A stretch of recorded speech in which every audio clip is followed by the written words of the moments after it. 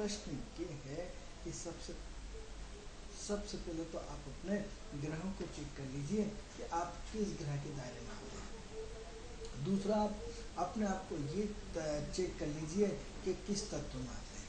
तीसरा, ये चेक कर लीजिए कि किस वर्ण में आते हैं। तीसरा, चौथा, ये चेक कर लीजिए कि आपके अपने जो चर, स्थिर और द्विस्वभाव, आपका नेचर क्या है।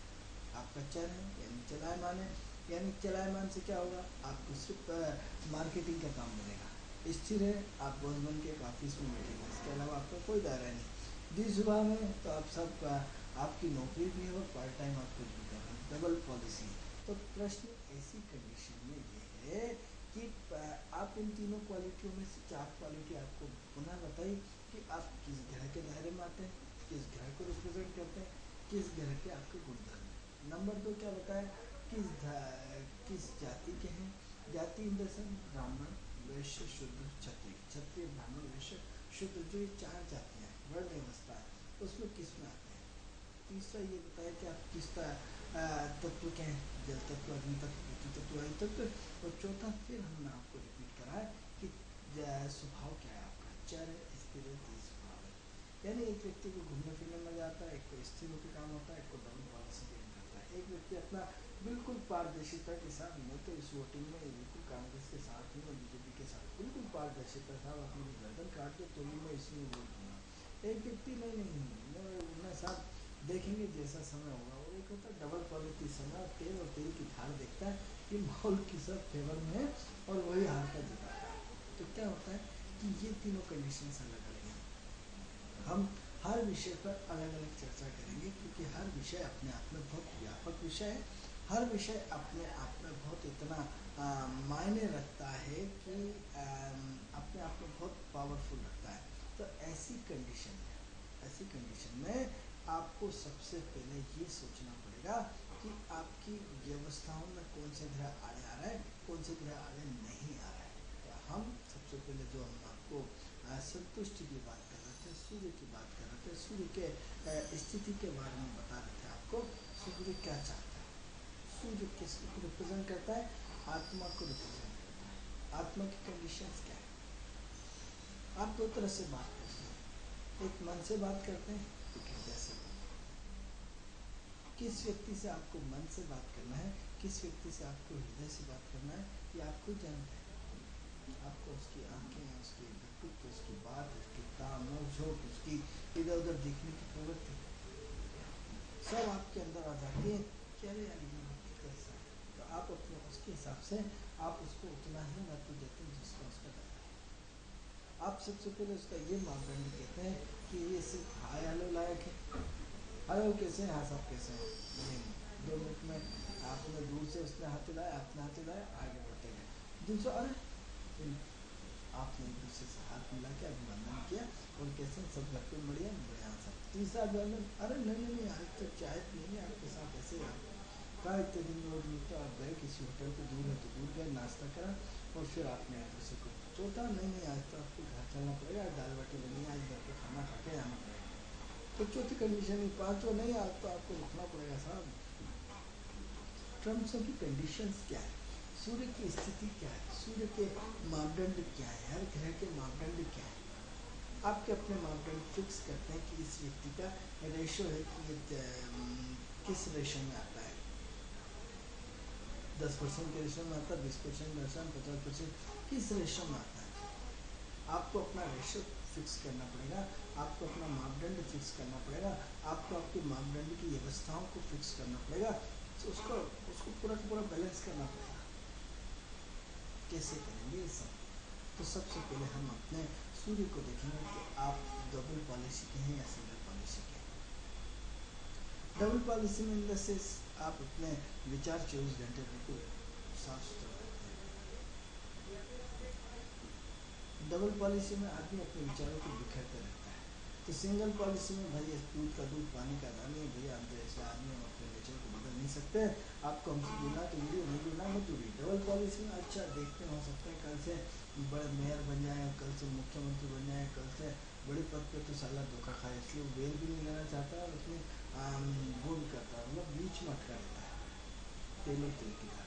तो प्रश्न ये उठता है कि हम सूर्य को किस रूप में लेते हैं? सूर्य इन द सेंस हर ग्रह को किस रूप में लेते हैं? क्योंकि हमारा विषय सूर्य पे चल रहा है, सूर्य की संतुष्टि पे चल रहा है, तो मन का मापदंड क्या है? आप किसी से मन से मिल रहे हैं या आत्मा से मिल रहे हैं? अब इसमें भी दो कंडीशंस होती हैं कि किसी किसी का सूर्य रात में बलवान होता है, किसी का सूर्य दिन में बलवान होता है। जो बच्चे रात में जन्म लेते हैं उनकी स्थिति रात जैसी होती है, जो बच्चे दिन में जन्म लेते हैं वो दिन जैसी होती है। इसमें भी फिर और आगे यदि हम गहराई से बात करें तो इसमें दो कंडीशंस फिर आती है, शुक्ल पक्ष और कृष्ण पक्ष। आपका जन्म शुक्ल पक्ष में हुआ है, कृष्ण पक्ष में हुआ है, अंधेरी रात में हुआ है या उजाली रात में हुआ है, अमावस्या के पहले हुआ है या पूर्णिमा के पहले हुआ है, अमावस्या के दायरे में हुआ है या पूर्णिमा के दायरे में हुआ है। बहुत मायने रखता है कि ये सारी चीज़ें बहुत मायने रखता है। आप अपना रिसर्च का विषय रिसर्च करिए, आप देखेंगे कि दिन में एक व्यक्ति बहुत दुखी रहता है, रात में बड़ा खुश होता है, रात में जो खुश रहता है दिन में बड़ा दुखी रहता है। एक व्यक्ति 15 दिन तक तो बहुत बढ़िया चलेगा और अगले 15 दिन के बाद डिस्टर्ब हो जाता है, फिर 15 दिन ठीक हो जाता है, 15 दिन में उसका नेचर अजीबोगरीब रहता है। इसी को हम और आगे जाएंगे तो और आगे में उत्तरायण और दक्षिण आ जाएंगे। 10 जनवरी से 14 जनवरी से 14 जुलाई तक की स्थिति सूर्य उत्तरायण में, तब 14 जुलाई से लेकर के 14 जनवरी तक की स्थिति दक्षिणायन में। आपको जैसा कि मालूम है कि उत्तरायण में शुभ कार्य सारे किए जाते हैं, दक्षिणायन में शुभ कार्य सब वर्जित होते हैं। लेकिन आज की कंडीशन में वर्जित नाम का शब्द ही हट गया है। 12 महीने शादियाँ होती है, 12 महीने मुहूर्त होता है, 12 महीने आप उत्तरायण होने दक्षिणायन होने के साथ पंडित बात जाइए, सारे मुहूर्त करवा निकाल देते। ऐसे विद्वान लोग तो नहीं निकालते, लेकिन कई लोग कई जगह कहते हैं। प्रश्न ये उठता है कि हम अपने संस्कार और संस्कृति से विमुख होते जा रहे हैं, हम अपने कल्चर अपने ज्योतिष से विमुख होते जा रहे हैं। हम ज्योतिष को अपने हिसाब से चलाना चाहते हैं, हम ज्योतिष के हिसाब से नहीं जाना चाहते। अब ज्योतिष को मजबूर हुआ। प्रश्न ये उठता है कि यदि आपने ज्योतिष में यदि आपको सारी बातें नेगेटिव बोली तो आप उसके अगली बार दरवाजे पर नहीं चलने वाले। अरे तो सारा टेंशन रहता है, क्या करेंगे आप? दूसरे ऐसे पंडित के पास जाएंगे जो उन्हें आपके लिए चेक करें। तो स्थितियाँ परिस्थितियों में इतना बड़ा व्यापक परिवर्तन आ गया कि आप ज्योतिष को अपने हिसाब से चलाना चाहते हैं, अपनी सोच के हिसाब से चलाना चाहते हैं, अपने दायरे में चलाना चाहते हैं। मान लो आपको कोई लड़का अच्छा लग रहा है और अपनी बच्ची का विवाह मन कराना चाहते हैं, आपको एक ज्योतिष ने मना कर दिया। आप क्या करेंगे? आप अपनी संतुष्टि के लिए, अपनी जीत के लिए 1 के बाद 2 के बाद 3 के बाद 4 के बाद 5 के बाद लगातार घूमते रहेंगे और फिर रशो में करेंगे वो 10 में से 7 लोगों ने हाँ करा, 3 लोगों ने ना करा। आप अपनी संतुष्टि के लिए हाँ सब 5 पंडितों ने हाँ कर दिया, मैं तो कर रहा हूँ। क्योंकि मापदंड तय करना आपकी अपनी संतुष्टि होगी। आप दुनिया को अपनी सोच से चलाना चाहते हैं, आप अपने घर को अपनी सोच से चलाते हैं, आप अपने व्यक्तित्व को अपनी सोच से चलाते हैं। वो आपकी सोच का ग्रह कौन सा है? वो आपकी अपने सोच के मापदंड में कौन आता है? तो हम सबसे पहले हम बात तो कर रहे थे कि हम अपने आत्मा का विश्लेषण कैसे करें। आत्मा का विश्लेषण सूर्य के थ्रू होता है। आपने कितनी पूजा पाठ करी, आपने कितने मंदिर गए, आपने कितनी भागवत सुनी, आपने सारे शास्त्र पढ़ डाली, आपके अंदर परिवर्तन क्या है? कुछ नहीं। जैसे कल भी आप अपने परिवार को घर वालों को चलाते थे, अपने चलाते थे, अपनी दादा ये सुनते थे, आपने हरिद्वार कर लिया, आपने 12 ज्योतिर्लिंग के दर्शन कर लिए, आपने 4 धाम कर लिए, आपने कोई जगह नहीं छोड़ी। सब कुछ करने के बाद क्या आपको आपके मन की शांति मिली? नहीं मिली। क्यों? अरे साहब आप तो पूरे हिंदू धर्म के सारी थेरेपी को आपने कंप्लीट कर लिया, चारों वेद हो गए, पढ़ लिए आपने, चारों हर तरह से आपने कंट्रोल कर लिया, आपने मंदिर भी बना दिया, आपने धर्म कर्म अपने हिसाब से पूरा कर डाला। और जैसे आजकल तो हम ये देखते हैं कि जब हनुमान जी को चोला चला जाता है, तो जब चोला चला जाता है तो जो जिसका पात्र है उसी को उसका काम करना चाहिए। हनुमान जी को चोला चलाना हर ब्राह्मण का है, जो पंडित है उसके उसका इंचार्ज उसका है, क्योंकि वो शुद्ध होता है, नहा करके पवित्र भाव से भगवान को पूरा का पूरा चोला चलाता है। लेकिन धनंजय लोग क्या करते हैं, अपने हाथ से भगवान को खुद उन्हें लो साफ सिंदूर लगाओ। अरे एक पंडित आपके व्यापार में आके हाथ लगाता है, आप उसके काम में इंटरफेयर कर रहे, प्रकृति के साथ इंटरफेयर कर रहे, भगवान के साथ इंटरफेयर कर रहा है, फिर कह रहा भगवान हमें माफ़ कर देगा। कहाँ से माफ़ करेगा, कैसे माफ़ करेगा, क्यों माफ़ करेगा? क्या आपकी आत्मा उस पवित्र आत्मा के लेवल की है?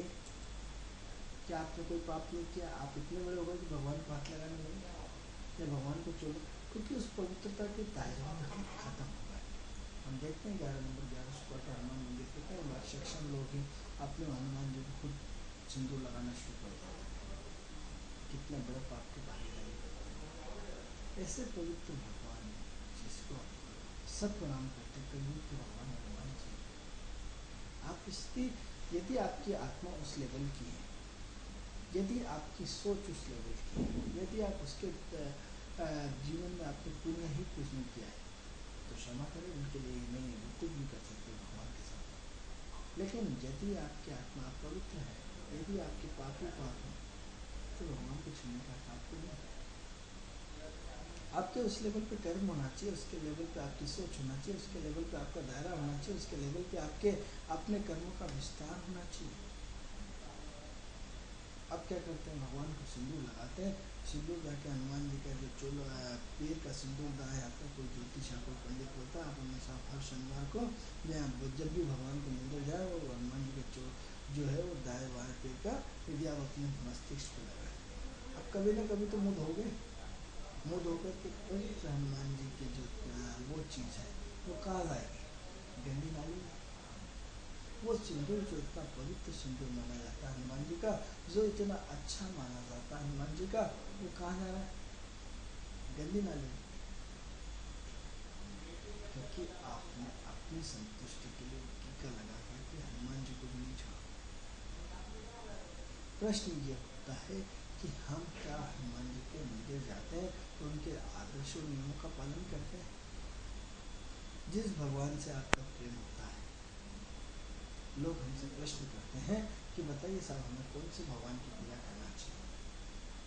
फिर मेरा मूड में होता है कि हम तो देख के तुरंत बता देते हैं, कई बार मूड में नहीं होते, तो एक काम करना, ऐसे मंदिर जाना जहाँ सारे भगवानों की मूर्ति हो, जिसमें राम जी भी हो, कृष्ण जी भी हो, शिव जी भी हो, पार्वती जी भी हो, दुर्गा जी भी हो, ऐसे कई मंदिर मिल जाते हैं। आजकल तो कंपलसरी हो रहा है, ढेर सारे मंदिर मिलते हैं, उसमें सारे भगवान होते हैं। हम फिर उनसे बोलते हैं कि जिस भगवान के जाते से पूरा दंडवत प्रणाम करें, जिस भगवान को सबसे ज़्यादा टाइम दो, जिस भगवान को सबसे अधिक से अधिक आते से भी जाते से भी नमन करो, वही आपका भगवान है। जो भगवान आपका होता है, आप ये भगवान नाक घिसते हैं, सब कुछ करते हैं, बाकी भगवान को यूँ करके खिसक लेते हैं। आप उनको झुकना भी उचित नहीं समझते कि नहीं पूरी तरह झुका जा, यूँ करा ये जा, आप सिर्फ फॉर्मेलिटी पूरी करते हैं। लेकिन जो आपका भगवान होगा, जो आपका मुख्य भगवान होगा, जो आपसे आपके डीएनए से मैच करता होगा, उस भगवान को आप साक्षात दंडवत करते हैं, भगवान को छोड़ते नहीं है, भगवान पूरी तरह झुक जाता है। आपको 2 मिनट में मालूम पड़ जाता कि ये भगवान आपसे कैसे, ये भगवान आपका रक्षक है, ये भगवान आपका सब कुछ। आप सबकी क्या कर लीजिए, स्वतः ही होता है। बाकी भगवानों को विदिन सेकंड के अंदर फ्री कर देंगे, यूँ करा चलते बने जो होगा देखेंगे। लेकिन जो भगवान आपका है, बस भगवान को चाहते से ही पूरी तरह दंडवत, आते से ही पूरी दंडवत, उससे बात भी करें कि हे बजरंग बाबा या हे शिव जी या हे माँ पार्वती या जो भी, आप उनको विधिवत अपनी आत्मा से परमात्मा की बात करें। तो विशेष से भटक रहे मित्रों, बात ये चल रही है कि हम अपनी आत्मा का विश्लेषण कैसे करें। तो इस आत्मा को आपने गंगा जी में डुबकी लगा दी, यमुना जी में डुबकी लगा दी, इलाहाबाद में डुबकी लगा दी, दुनिया भर में डुबकी लगा दी, त्रिवेणी संगम करवा दिया, सारे ग्रंथ पढ़वा दिए, सारे भागवत करा दी, सारे शिव पुराण करा दिए, सारे धर्म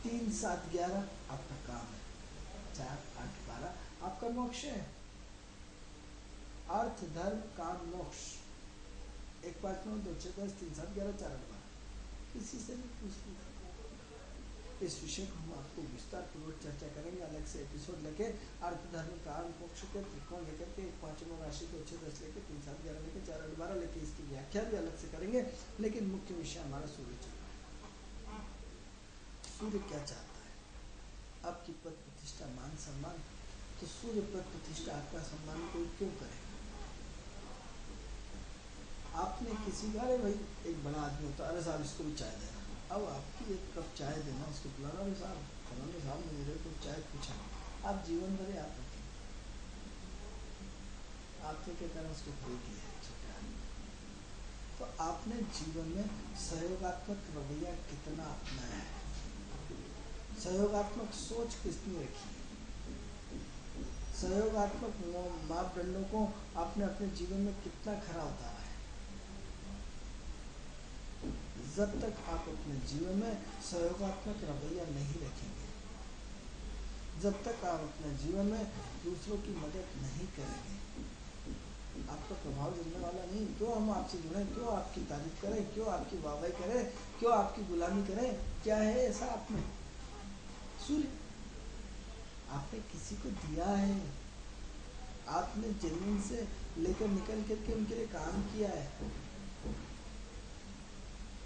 आज किसी भी व्यक्ति के दीवाने आप हैं, जैसे मान लो सीएम साहब के दीवाने हैं, किसी भी के, आपने किसी को कुछ देना पड़ेगा, लाडली लक्ष्मी योजना के माध्यम से, या किसी स्कूल में बच्चों को लैपटॉप बांटने के माध्यम से, या स्कॉलरशिप के माध्यम से, कुछ न कुछ तो आपको मदद करना पड़ेगी ना, तभी तो आपकी वाहवाही करेगा।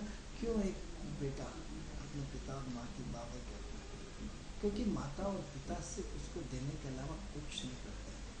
यदि कोई कहता है बेटा कि मैंने अपने पिता को इतना दिया, वो झूठ बोलता है।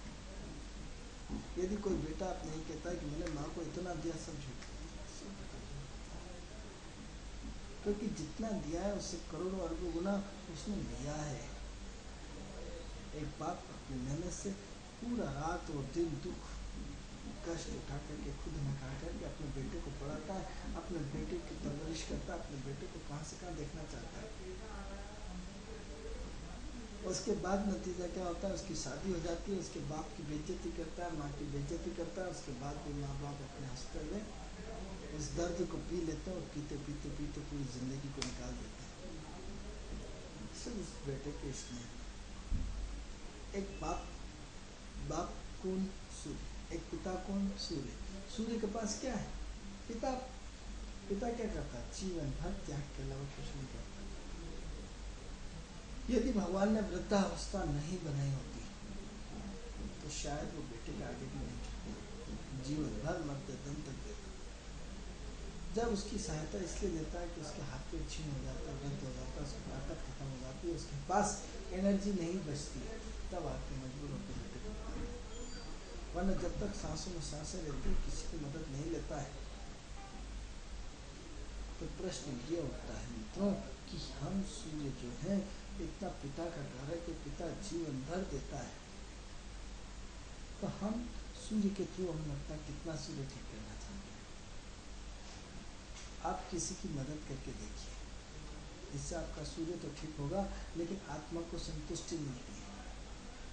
आत्मा की संतुष्टि से आपके पूरे ग्रह पावर में आ जाते हैं। आपकी आत्मा का संतुष्टि की आवाज़ एक ऐसी होती है जो आपको कहाँ से कहाँ पहुँचाती है। हम कई बार कॉन्फिडेंस की बात करते हैं। कॉन्फिडेंस क्या है? आपकी आत्मा का कॉन्फिडेंस नहीं। आप इतनी बड़ी तेज गाड़ी चलाते हैं, स्पीडली चलाते हैं, कौन सा क्या होता है? आपकी आत्मा होती है जो आपको कॉन्फिडेंस में रखती है। छोटे सी शुरुआत लेकर के आप पूरी ऊंचाइयों तक छूते हैं, किसके कारण? आपकी अपनी आत्मा के कारण। अब इस आत्म तत्व का आत्मा में स्वरूप किस तरह जानना चाहते हैं? आंखें बंद करके अपनी आत्मा को देखिए। कहाँ अमेरिका की करोड़ों रुपए की मशीनें आएंगी, तब उसका विश्लेषण होगा, तब आत्मा को पकड़ पाए, और आत्मा को पकड़ना नहीं है। कितने मूर्ख लोग। यदि आंख बंद करके अपने डायमेंशन पावर को जागृत किया होता, यदि अपने चक्रों को जागृत किया होता, तो इतना सब मशीनें लगाने की जरूरत नहीं। आत्मा तो खुद आपसे निकल करके आपसे बात करती है, आपको प्रकाश पुंज के रूप में। वो प्रकाश पुंज जो आपके दीपक की तरह आपके सामने होता, शरीर से बाहर निकल के आता। यदि इसका प्रमाण कहते हैं हम झूठ है, तो ऋषि परंपरा को देखिए कि शरीर से निकल करके हजारों करोड़ गुना शरीर में विलीन हो जाते थे और शरीर वापस प्रवेश करवाते थे। आपने यदि कादम्बरी पढ़ी हो, आपने यदि आध्यात्मिक तंत्र पढ़ा हो, यदि आपने हिमालय दर्शन पढ़ा हो, तो आपने देखा होगा एक संत के कई रूप देखे गए। अरे साहब अभी तो ये आगरा में थे, अभी तो ये दिल्ली में थे, अभी तो एक साथ एक जगह 3-3, 5-5 जगह। जो शरीर, जो मन है, जो डायमेंशन पावर है, कई टुकड़ों में, कई चीज़ों में विभाजन हो जाते हैं। वो उस विभाजन की प्रक्रिया में इतना लग्न होता है कि उसके कई हजारों रूप हो जाते हैं, इतने हजारों रूप हो जाते हैं जिसकी कल्पना भी नहीं कर सकते। तो आप एक शरीर के कितने शरीर बना सकते हैं? किसके थ्रू? सूर्य के थ्रू। देखने में आप अपने आप में एक शरीर है, लेकिन इस शरीर के कितने शरीर हो सकते हैं? अरे साहब हम नहीं मानते। तो गीता का साफ साफ है कि मनुष्य हजारों करोड़ों लंबी गुना यात्रा करके आया है, और इससे अभी करोड़ों गुना यात्रा करनी है। आप कहेंगे सब आध्यात्मिक चर्चा करना, बिल्कुल आध्यात्मिक चर्चा नहीं कर रहे। तो ज्योतिष को एक नए मापदंड के रूप में आपको पहचान नहीं पा रहा। ऐसी मापदंड जो आपकी आत्मा, आत्मा यानी सूर्य, क्या करना, बड़ी बड़ी मशीनें लगे, जब मरने वाला आदमी उसको कांच में पैक कर देते, पैक करके फिर मशीनें लगाते हैं, उसकी रीडिंग करते हैं, वो उसको आत्मा फट करके कांच फट जाता है, निकल जाती है। हजारों साल से जब से हमने वो सवाल तब से अमेरिका और विदेशी देशों में इतने सारे रिसर्च हो रहे, नतीजा 0 सन्नाटा। यदि किसी ऋषि की शरण में गए होते, किसी रिसर्च करता की शरण में गए होते, किसी ऋषि के शरण में गए होते, कभी हिमालय दर्शन गए होते, और सारी चीज़ें वहाँ उन्होंने लगाई होती, तो शरीर का आत्मा में, आत्मा का शरीर में बाहर आना और अंदर जाना आप प्रत्यक्ष रूप से देख सकते हैं। किस तरह शरीर को छोड़ करके, त्याग करके हम अपने बाहर आ सकते हैं, और वापस किस तरह हम प्रवेश कर सकते हैं। रासायनिक क्रियाओं के द्वारा आज तो बहुत सारी चीज़ें हैं जिसमें उम्र का विश्लेषण कई बार जो हमारे वेद है उसमें मिलता है। ऐसा इस तरह का विश्लेषण जो उम्र को 5 साल के बच्चे को बड़ा बनाया गया, बड़ा करके उन्होंने युद्ध लड़ा, और युद्ध करके प्रतुम था, जिसमें कई बार महाभारत में उल्लेख होता है कि उसके बोला कि सर इसके अब ये इन्हीं के राक्षस इन्हीं के थ्रू मरेंगे, तो रासायनिक क्रिया से उसको बड़ा किया गया। तो प्रश्न ये उठता है कि हमें अपने जीवन में आगे बढ़ने के लिए बहुत सारी सोचों को डेवलप करना पड़ेगा। ध्यान के माध्यम से डेवलप करना पड़ेगा, चक्रों के माध्यम से डेवलप करना पड़ेगा, आध्यात्मिक ऊर्जा के माध्यम से डेवलप करना पड़ेगा, तंत्र के माध्यम से डेवलप करना पड़ेगा। तंत्र यानी जो मशीन काम करती है हर एक चीज़ तंत्र। अपने दिनचर्या के माध्यम से बदलना होगा, अपने दान पुण्य के माध्यम से अपने आप को चेंज करना पड़ेगा। लेकिन इन सारी प्रक्रियाओं में आपको अपने आप में परिवर्तन लाना पड़ेगा। मित्रों, कार्यक्रम का समय पूर्ण हुआ। ये कार्यक्रम आपको कैसा लगता है? इस कार्यक्रम से संबंधित कोई भी आपका यदि प्रश्न है तो हमारी टीवी स्क्रीन पर जो नंबर चल रहा है उस नंबर पर आप हमें कॉल कर सकते हैं। उस कॉल के माध्यम से हम आपकी समस्या का समाधान घर बैठे कर सकते हैं। यदि आपको सूर्य साधना में कोई संशय है, यदि आपको संतुष्टि में कोई शंका है, यदि आपको हमारे अपने विषय पर जो प्रश्न होता है उसमें यदि आपको कोई प्रश्न पूछना है, तो हमारी टीवी स्क्रीन पर जो नंबर चल रहा है उस नंबर पे आप हमें कॉल करके प्रश्न पूछ सकते हैं। मित्रों, समय पूर्ण हुआ। कल आपसे इसी समय फिर मुलाकात होगी। तब तक के लिए हमें आज्ञा दीजिए। नमस्कार।